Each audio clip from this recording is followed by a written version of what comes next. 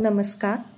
आज मी घेऊन आले एकदम मस्त खुसखुशीत रसाळ घरगुती जिलेबी. ती पण अगदी सोप्या पद्धतीने, ज्यात टिप्स आणि ट्रिक्स पण सांगणार आहेत. तर व्हिडिओ शेवटपर्यंत नक्की पहा. चला रेसिपीला सुरुवात करूया. पहिल्यांदा आपण पाक तयार करून घेऊ. त्यासाठी या ठिकाणी मी 1.5 कप साखर घेतलेली आहे. आता साखरेच्या निम्मा आपल्याला यामध्ये पाणी घालून घ्यायचं आहे. साखर पहिल्यांदा एकसारखी सर्व पातेल्यामध्ये करून घ्यायची आहे. आणि जेवढी आपण साखर वापरली आहे त्याच्या निम्म पाणी घालायचं आहे. जर तुम्हाला असं समजत नसेल तर साखर पाण्यात बुडेल इतकं पाणी घाला आणि वर थोडं किंचित ठेवा. आता गॅसवर ठेवून आपण पाक तयार करू. साखर चांगली विरघळेपर्यंत आपल्याला चमच्याने हलवत राहायचे आहे. तर आता साखर पूर्णपणे विरघळलेली आहे. यामध्ये 2 वेलची आणि केसरी रंग थोडा मी घातलेला आहे. यामुळे जिलेबीला एकदम बाजारासारखा असा लुक येतो.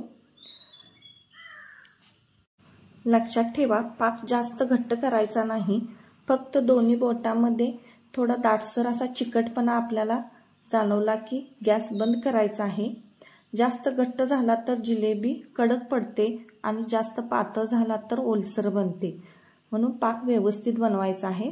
आता झाकण लावून ठेवू. आता पीठ तयार करूया. या ठिकाणी 1 कप मैदा घेतलेला आहे. ज्या कपाने आपण साखर घेतलेली आहे त्याच कपाने 1 कप मैदा घ्यायचा आहे. आणि यामध्ये एक खास पदार्थ म्हणजे कॉर्नफ्लॉवर 2 चमचे घालायचे आहे.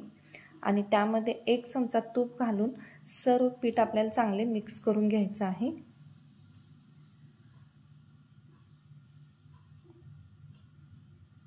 तर एक छोटी टिप सांगते, कॉर्नफ्लॉवर घातले की जिलेबीला एक्स्ट्रा खुसखुशीतपणा येतो आणि आकार पण छान टिकतो. फक्त मैदा वापरला तर ती थोड्या वेळाने नरम पडते आणि जिलेबी हे मऊ होतात. त्यामुळे तुम्ही कॉर्नफ्लॉवर घातल्याने जिलेबीला एकदम कडकपणा येतो आणि अजिबात दुसऱ्या दिवशीही तुम्ही खाल्लात तरीही जिलेबी मऊ पडणार नाहीत, तर ते कुरकुरीतच राहतील. आता यामध्ये एक पूर्ण इनोचं पॅकेट मी घालून घेत आहे. तुम्ही यामध्ये सोडाही घातलात तरीही चालेल.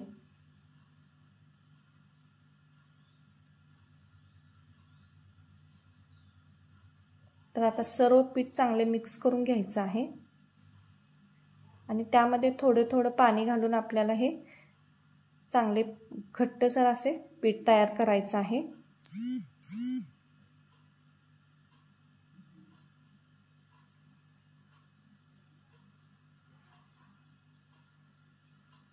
एक 3 ते 4 मिनिट आपल्याला चांगले फेटून घ्यायचं आहे पीठ. जेवढं चांगले फेटेल तेवढे जिलेबी चांगले खुसखुशीत होतात व हलके होतात. तर चमच्यात घेतले तर पीठ एकसारखे खाली पडले पाहिजे. तर एकसंध पीठ करून घ्यायचं आहे. तर व्हिडिओमध्ये मी दाखवत आहे.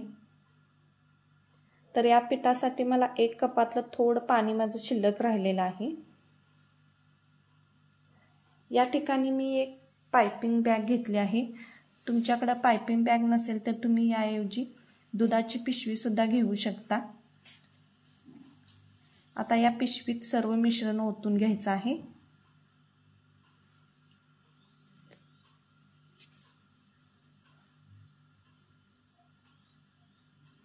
तर बघू शकता अशा प्रकारे आपलं मिश्रण हवं आहे.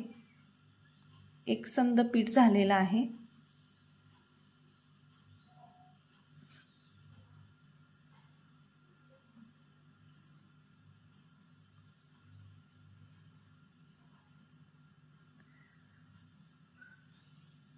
आता याला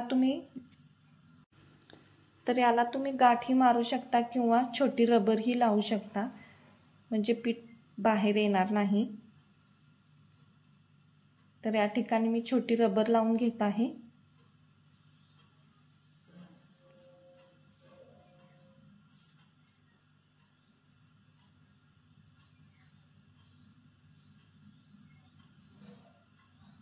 तर आता तयार आहे आपले पीठ. तर कढईमध्ये मी तेल गरम करायला ठेवले आहे, पॅनमध्ये. जास्तही तेल घ्यायचं नाही, फक्त एक अर्धा बोट होईल इतकं. आता असं गोल फिरवत फिरवत आपल्याला जिलेबी सोडायची आहेत. आकार नीट नाही आल्यास तरी हरकत नाही. पहिल्यांदा मी केले तेव्हा ही काही ना काही डिझाईनच झाल्या होत्या, पण चवीला ही अप्रतिम अशी लागते. तेल हे मध्यम आचेवरच असले पाहिजे. जास्त गरम असेल तर जिलेबी पटकन लाल होते, पण आतून थोडी कच्ची राहते. त्यामुळे गॅस हा मध्यम आचेवरच ठेवायचा आहे.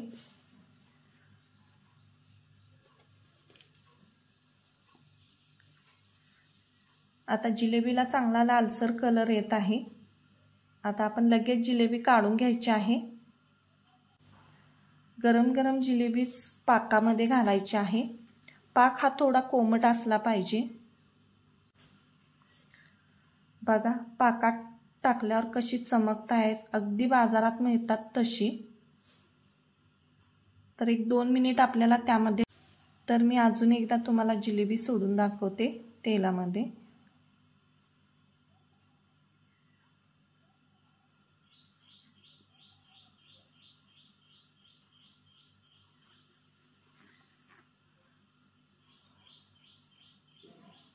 तर आता या पद्धतीनेच मी सर्व जिलेबी तयार करून घेते.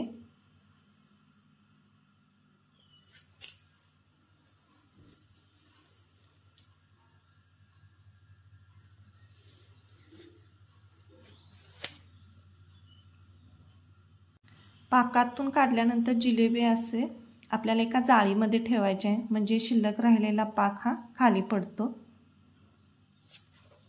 तर आता प्लेटमध्ये गरमागरम जिलेबी ठेवल्या आहेत. आहा, घरभर सुगंध पसरतो. आता बाजूला चहा असेल तर मजाच वेगळी. जिलेबी लगेच खाल्ली तर खुसखुशीत तर लागतेच, पण थोड्या वेळाने ठेवल्यावर अजून खुसखुशीत आणि रसाळ लागते. तर अशा सोप्या पद्धतीने तयार होतात जिलेबी. व्हिडिओ आवडला असेल तर व्हिडिओला लाईक करा आणि चॅनेलला सबस्क्राईब करायला विसरू नका. धन्यवाद.